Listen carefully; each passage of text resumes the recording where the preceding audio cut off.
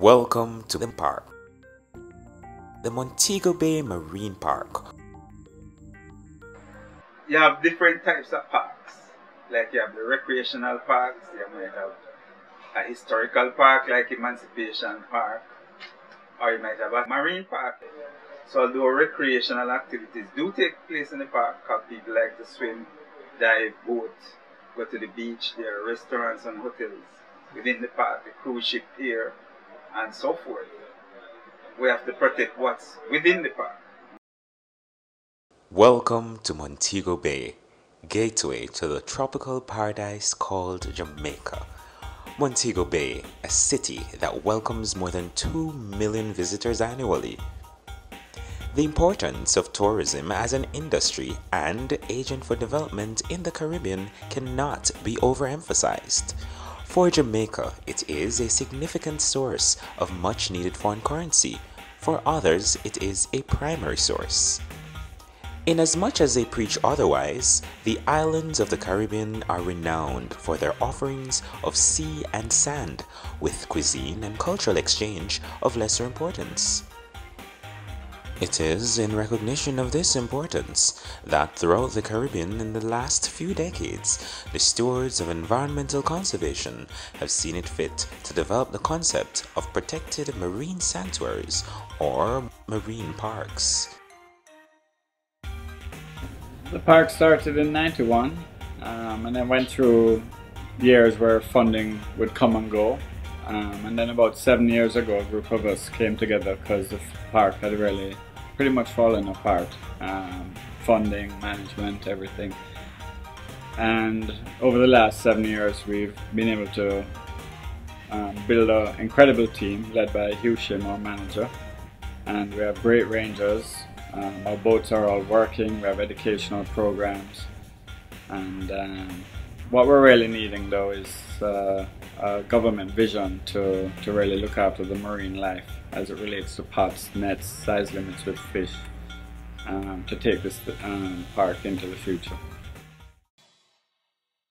The Montego Bay Marine Park is operated by a trust, the Montego Bay Marine Park Trust, whose mandate is to maintain the best possible standard of environmental healthiness by education and enforcement.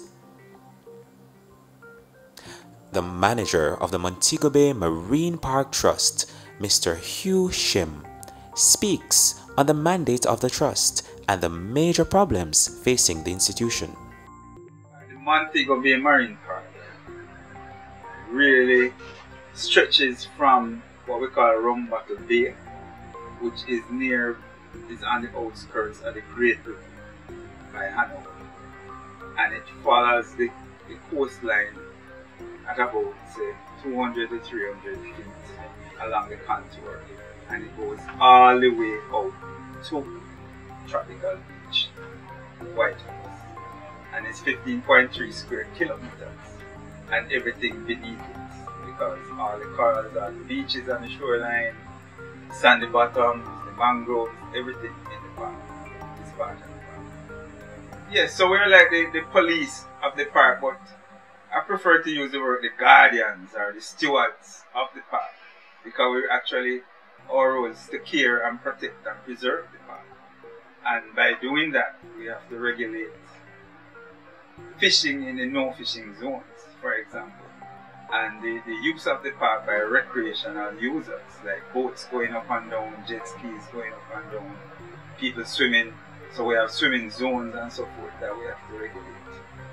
We are also concentrating on things that come into the park from off the land, meaning the gullies and the rivers, all that pollution that comes in. We actually try to stem that by using mostly education, by letting people know the harmful effects of littering and poor solid waste management. In other words, garbage disposal. So we police, but we're also the healthcare workers for the park. Thankfully, we have a lot of persons, or enough persons that will come in and help us from time to time, meaning volunteers, students who want to do papers and so forth. So we get a little help from them. Hello, my name is Chizoma Knight. I am a recipient of the Governor General Scholarship for Excellence, the SOS competition.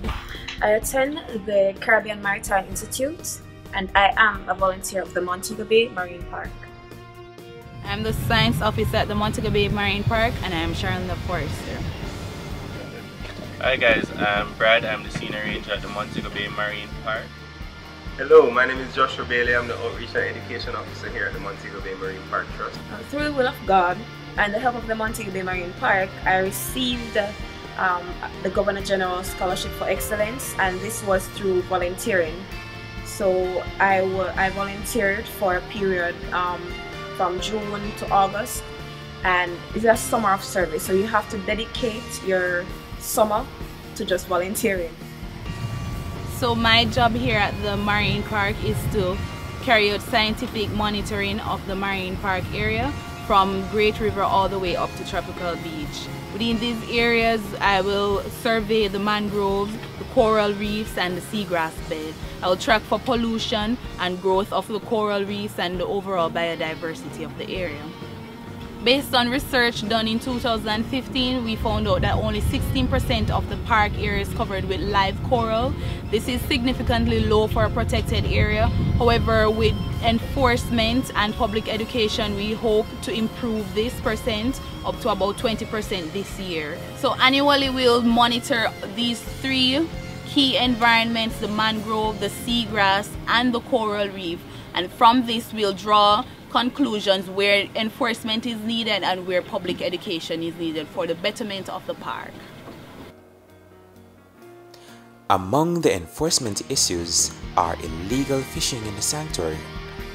A ranger has this to say. My role here is to organize and execute enforcement-related activities such as joint patrols with the JHCF, inspections of the fishing villages, regular patrolling with the rest of the rangers. Also, we deal with resource management such as moorings, demarcations, channel markers. So we install and maintain all of these. During my time here at the Montego Bay Marine Park, it has been a real fight to get the fishermen to comply with the regulations within the park and within the conservation areas. However, over time I'm starting to see some of them come around and realizing that we're actually trying to work with them towards making their livelihood better. Well, the fishing, anana, we catch a little now. The next time again we don't catch none till the next period of time again. Then we come like season. But we need more than that. We need bigger boats to go. We can carry and give the place a rest. Due to the setup of the park, we have problems outside of fishing. Example, water sports related activities where we have different water sports operators anchoring their vessels in the reefs, damaging it. We have them taking up conch, which is illegal to do in a marine park, and selling it to tourists. So it's a real fight here, but we do our job same. My name is Peter Campbell, a senior captain within the Dreamer Catamaran fleet. We have been improving. I would love to get better. Main thing that will help us to get better: 2 booms at the North Gully mouth as well as the Montego Bay River mouth to prevent the garbage from entering our marine park. Also to educate the new players that are entering the water sports industry about the importance of our reef, and as well we need more moorings. We interact with the public. We have various what we call outreach programs. One of them is the Care and Protect Jamaica program we call CPJ. And what we do, we actually go into schools, go to the assembly or devotion as some of us know, and we do a presentation on the work of the park and the different things that we do in the park, and why pollution hurts the park, and we cover topics like that. And then there are some selected students. Well, this year is like 100 students from 3 different high schools, and they would come like the science students or the CXC students that do biology or geography. they would actually come down to the park office and get another presentation, more in-depth on coral reefs, mangroves and pollution and so forth. Then we take them out on a glass cup and do a tour so they can actually see what's underneath and what the reefs look like, what the fish, what kind of fish are down there, and have a look at the gullies that come into the park as well as the recreational activities that they do. So we're here at World Wetlands Day at the Montego Bay Marine Park. We're cleaning up along South Gully, and the aim is to provide mangroves for the seaside because mangroves serve as a protection for the coastline, reduce erosion along the beach, provide habitat for birds and many fishes. This is a yearly event, but throughout the year we have a lot of beach cleanups and activities from the Montego Bay Marine Park and other societies. Alright guys, welcome to the 2016 edition of our mangrove replanting. This is the third year that we've been doing this in a row, and I'd like to thank the cleanup Montego Bay team, the Montego Bay Marine Park, Sunscape Resort, Half Moon Resort, and Rotary, and a lot of our other continued supporting organizations. Now today what we're going to do, we've changed our site. The last two mangrove replantings were done in sand along the bay of the Montego, or the estuary of the Montego River. Today we're going to be doing it along beside some man-made estuaries, which is in South Gully and the Railway Gully. And what we're doing now, we're going to be planting along the groins. Now it's a very tricky thing, that's why we're going to only ask children above 15 and adults to do it. When you're scaling down onto the groin, make sure that you always try to keep 3 points of contact so that we don't fall, which is 2 legs and a hand. Alright? Today we planted about 50 mangroves, and we cleaned up along the area, and now we're going to weigh the garbage. And of course we have the big cleanup, which is the International Coastal Cleanup taking place in September. That is the biggest event for the year. It comes down to coastal cleanup.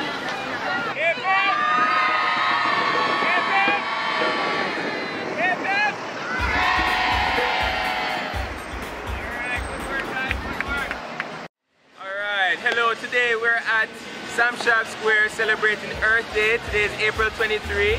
April 22 is usually when people celebrate Earth Day, but because we wanted to get volunteers to come out for our event, we do it on a Saturday. And today we coordinated 3 events. We planted 6 garbage drums between the Old Hospital site and on St. James Street.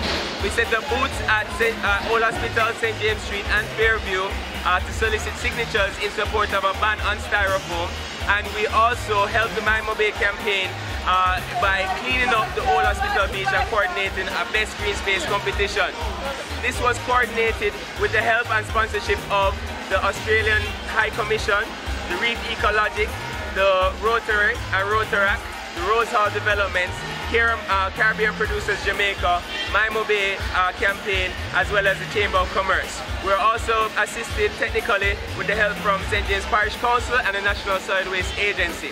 Now this big initiative is really ultimately to get more people involved and to do land-based activities that can help us to save our coral reefs. And this is why we're using this day, Earth Day, to promote and launch our new project, our campaign called the Reef Guardians Project, Stewards of Creation. We're here to promote the recycling project that we have up for this year. So it is in conjunction with the Marine Park. We'll be putting around recycle bins all over Montego Bay so that we can have persons start depositing their boxes there, and then we'll have it picked up and taken to Greenwood where they'll do the crushing and transport those outside of Jamaica.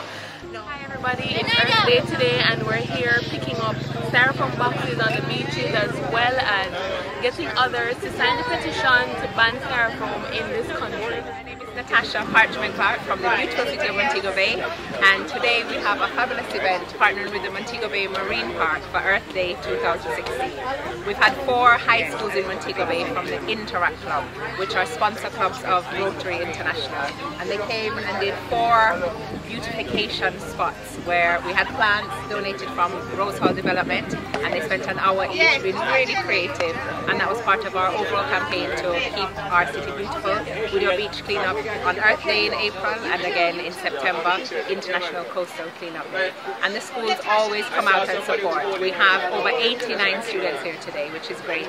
And we collected 43 bags of garbage. So we're really on our way to cleaning up this beautiful city. We came here because service about self, we want to make environments healthier and a lot more beautiful. So we came here to bring it alive and start a fire. Thank you.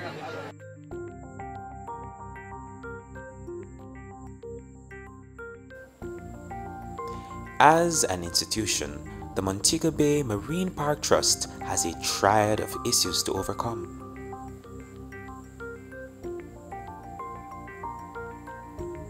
The effects of climate change, the effects of anthropogenic uncaring humans, and the byproducts of unmitigated industrial and commercial development. To properly alleviate the problems, the Montego Bay Marine Park Trust has embarked on the education of the youth in the hope that behavior modification at an early age will usher in a new generation of caring individuals. Part of this thrust is a summer camp program which is in its 4th year. Let's go back to the big map. Now within Montego Bay we have 3 major zones. From Apostle, which is about right here, all the way up to Tropical Beach is the Montego Bay Point Special Fisheries Conservation Area. Today is our 2nd day of the 2nd week of the Montego Bay Marine Park Annual Summer Camp. This is our 3rd year running where we cater towards kids coming from the White House Fishing Village, the SOS Children's Home, as well as the Robin's Nest Children's Home and Children of Water Sports Operators. Today we're doing what you're seeing now currently is the arts and crafts section where we're trying to encourage them to create craft items and various other utilitarian items from refuse. So we're using old newspapers as well as old plastic bottles, old cartridge papers and various other different implements to create masks, to create decorative items as well as to create pencil holders and pen case holders. Alright, so the kids are having a bunch of fun making a lot of mess. They just finished doing their athletics where we did a maths race, various other different kinds of races.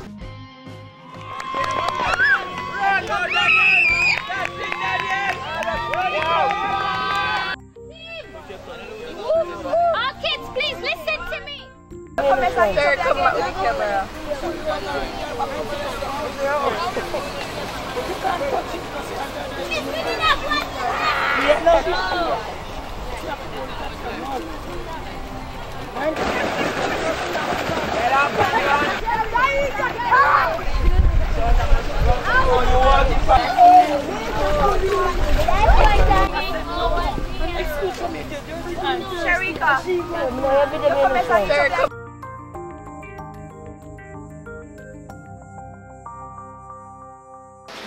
Every September we coordinate a really massive project where we bring everybody together in Montego Bay and do what we dub the Team Bay Cleanup. This initiative is sponsored by the Ocean Conservancy Group, by in part locally by the Jamaica Environment Trust. And we partner with them amongst many other local NGOs and community groups to coordinate this lovely initiative. Now, what this is really about is to get people on our coastlines, whether they be rocky shores, stony beaches, or beautiful white sand beaches, to try and remove some of the marine litter that is affecting our coastline. Here in Montego Bay, what we've been able to do for the past 3 years, and hopefully for next year as well, is to coordinate multiple sites. So for the last 2 years we've had the Rotaract involved, the Kiwanis, the Lions Club, Sandals, Secrets, and numerous other players from the private as well as from the public sector. From the Montego Bay Freeport Main Road because it's going into a residential area and from a commercial area and it's quite horrific. Beach cleanup! ICC! ICC! Beach cleanup! Beach cleanup! Guys, on behalf of the Montego Bay Marine Park, Rotaract, Interact, and everybody in Montego Bay, thank you very much!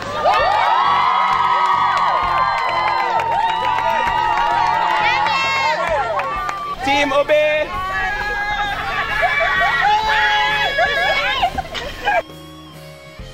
We also have other programs that we're attempting now to get into for corporate sponsorship, as well as have cooperation, meaning people that work in banks and other institutions to actually come on board, and we take them out on the boat and show them what's going on, like partnering with such partners. Another aspect of the information and education program is the development of characters and implementation of an environmentally based story that will yield a comic book, a coloring book, and an animated video to spread the message to a variety of age groups. Alien, doesn't this remind you of the day we first found the garbage patch? Yeah, it does. Only this time, it won't be an accident. I wonder what Montego Bay is like. Heard Jamaica is like a paradise. Guess we will just have to see what it is like when we get there. Looks like we're there. Wait, I see a sign. Welcome to Montego Bay. Yeah, this is it. Woo! Jamaica paradise! Doesn't look like paradise to me. Yeah, so this is where the garbage trail was leading from. So I guess we should check out the land and see what's causing all this then, right?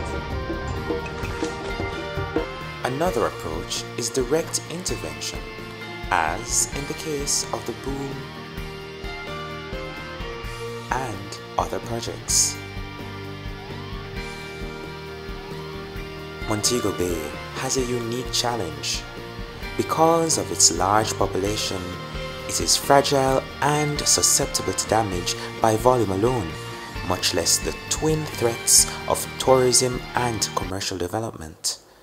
It is against this background that the Trust has a formidable but manageable task. According to Trust Chairman Blaze Hart, what I try to tell people often is, if you have a chicken farm, you don't kill the small chickens before they become chickens to lay again. Or if you have cows, you don't kill the calves before they become cows where they can have calves again. But because the marine life is a shared environment, it's a first come first serve. So unless you have the laws with size limits, the cycle will just be one of destruction, basically. So what we need is leadership to ensure that there are size limits so that the fish can breed and create growth for everybody. You know, if for example we see somebody who's walking on the street next to the park with baby fish, we can't touch him. He's gotten out of the park and he's able to walk with baby fish on the road and he's free.